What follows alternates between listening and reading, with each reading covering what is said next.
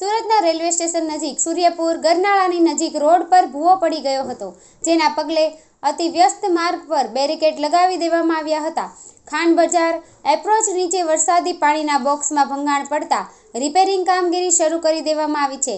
ભૂવો પડતાની સાથે ગઈકાલથી રિપેરિંગ કામગીરી શરૂ કરી દીધા બાદ આવતીકાલે સાંજે 7 વાગ્યા સુધી આ કામગીરી ચાલે તેવી શક્યતા છે.